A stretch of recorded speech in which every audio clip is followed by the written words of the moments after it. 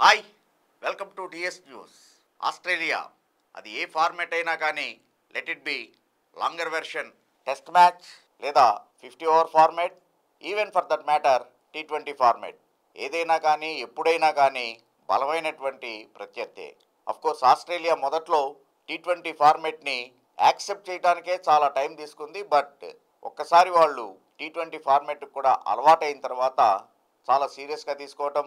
Already 2021 edition winners. ఈ ఏడాది అయితే ఏకంగా అటు వరల్డ్ టెస్ట్ ఛాంపియన్షిప్ విజేతలు, అలాగనే 50 ఓవర్ ఫార్మేట్ విజేతలు. సో టెన్నిస్లో మనం చెప్పుకుంటూ ఉంటాం సహజంగా గ్రాండ్ స్లామ్ అని. సో ఒకే ఏడాది అటు test championship, 50 over format and T20 format మూడిట్లోనూ విజేతలుగా నిలవాలి అని చెప్పేసి ప్రస్తుతం ఆస్ట్రేలియా కసరత్తు చేస్తూ ఉంది.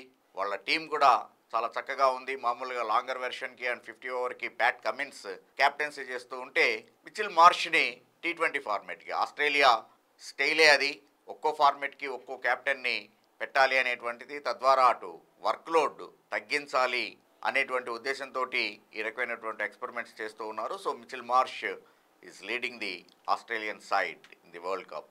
అటు ఐపీఎల్లో ఆడినటువంటి అనుభవం ఉన్నటువంటి వాళ్ళే దాదాపు అందరూ కూడాను. డేవిడ్ వార్నర్ ఆఫ్ కోర్స్ చాలా పూర్ ఫామ్ని కొనసాగించాడు ఐపీఎల్లో.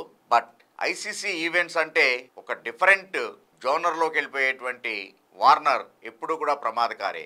దానికి తోడు ట్రావెస్ హెడ్ ఎస్ఆర్హెచ్ తరఫున దూకుడైనటువంటి ఆట తీరుని ప్రదర్శించాడు. ఫైనల్స్ దాకా ఎస్ఆర్హెచ్ వెళ్ళింది అంటే డెఫినెట్గా ట్రావెస్ హెడ్ యొక్క కాంట్రిబ్యూషన్ చాలా ఎక్కువగానే ఉంది. ఈవెన్ ఢిల్లీ మీద పవర్ ప్లేలోనే 125 రన్స్ సాధించాలన్నా, లేదా 287 హైయెస్ట్ టీమ్ టోటల్ బెంగళూరు మీద ఎస్ఆర్హెచ్ సాధించిందన్నా కూడా వన్ ఎండ్ ట్రావెస్ హెడ్ బ్యాటింగే. సో అలాంటి ట్రావెస్ హెడ్ అండ్ వార్నర్ తోటి ఓపెనింగ్ చాలా బలంగా ఉంది. ఆ తర్వాత ఎనీవే స్టైనెస్, కెమెరన్ గ్రీన్, తర్వాత స్పిన్నింగ్ ఆల్రౌండర్ మ్యాక్స్వెల్. సో వీళ్లతోటి అటు మంచి ఆల్రౌండర్లను కూడా కలిగి ఉంది. ఈవెన్ ప్యాట్ కమిన్స్ ఈ T20 వరల్డ్ కప్ స్క్వాడ్లో ఒక ప్లేయర్గా ఆడుతూ ఉన్నాడు. సో ప్యాట్ కమిన్స్ని కూడా ఒక ఆల్రౌండర్గానే కన్సిడర్ చేయొచ్చు గాక. ఈవెన్ ఫైనల్స్లో క్రూషియల్ 30 రన్స్ సాధించినటువంటి ఇన్నింగ్స్ కూడా అతని సొంతం. సో ఆ రకంగా Pat Cummins bowling unit, Mitchell Starc. KKR third time cup గెలిచింది అంటే స్టార్క్ యొక్క బౌలింగ్ పదునే అది.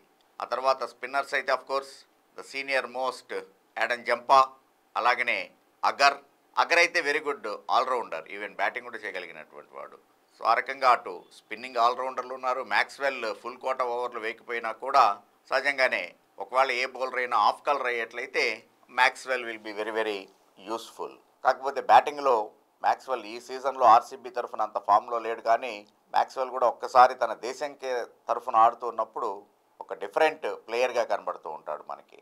సో మొత్తం మీద అటు ఈవెన్ మ్యాథ్యూ వేడ్ కావచ్చు, wicket keeper batter down the order, useful contribution ఉంటుంది ఎప్పుడు కూడా అతనితోటి. సో ఓవరాల్గా బ్యాటింగ్ అండ్ బౌలింగ్ యూనిట్, బ్యాటింగ్లో కూడా వేరియేషన్స్ అనేటువంటివి. ఈవెన్ నాథన్ ఎలిస్ ఎక్కువగా అతనికి అవకాశాలు రాలేదు ఐపీఎల్లో, బట్ చాలా చక్కటి వేరియేషన్స్ ఉన్నటువంటి బౌలర్. పర్టికులర్గా అటు అమెరికా కావచ్చు, లేకపోతే కరేబియన్ ఐలాండ్స్, ఎక్కడైనా కూడా దాదాపుగానే ఎలిస్ యొక్క బౌలింగ్ శైలికి సరిపోయేటువంటి పిచ్చెస్ అక్కడ ఉంటాయి. Definitely he will be one of the player to watch on అని చెప్పుకోవచ్చు.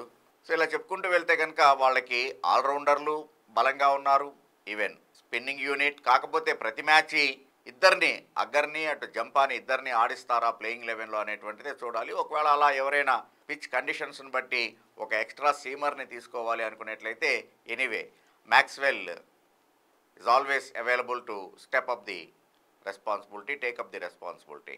సో అందుకని ఆ రకంగా వాళ్ళకి బౌలింగ్ యూనిట్ బాగుంది, అలాగనే బ్యాటింగ్.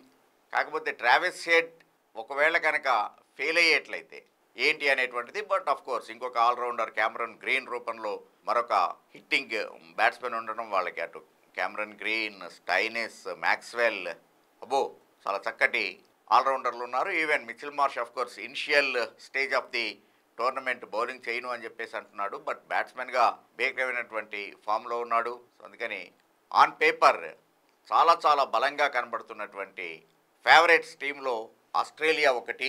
ఆస్ట్రేలియాలో ఉన్నటువంటి మరొక గొప్పతనం ఏంటి అంటే వాళ్ళు కనుక నాకౌట్కి చేరారు అంటే మాత్రం take it granted they are the winners. So ఏ ప్రత్యర్థి అయినా కానీ మొదట్లోనే ఆస్ట్రేలియాని ఇంటికి పంపించాలి అని చెప్పేసి అని వ్యూహాలు పన్నుతూ ఉంటాయి. కానీ నేను ఇందాక చెప్పినట్టుగా గ్రాండ్ స్లామ్ లాంటి ఈ విక్టరీ సాధించి 3 ఫార్మేట్లని ఒకే ఏడాది గెలిచినటువంటి టీమ్గా నిలబడాలి అని చెప్పేసి అఫ్కోర్స్ ఆ 2023లో అయినా కూడా ఓవరాల్ కదా same calendar year is following on. So అందుకని ఈసారి T20 వరల్డ్ కప్ కూడా గెలవాలి అనేటువంటి పట్టుదలతోటి మార్ష్ అండ్ కో కనబడుతూ ఉన్నారు. దానికి తగినటువంటి వనరులు కూడా ఆస్ట్రేలియా దగ్గర ఉన్నాయి. You never discount Australia to the knockouts. Super 8 guarantee. Even semifinals కూడా చేరేటువంటి టీముల్లో మొదట పేర్కోవాల్సినటువంటిది డెఫినెట్గా ఆస్ట్రేలియానే. చూద్దాం ఆస్ట్రేలియా పెర్ఫార్మెన్స్ ఈ వరల్డ్ కప్లో ఎలా ఉంటుంది అనేది. Thank you. Thanks for watching TS news.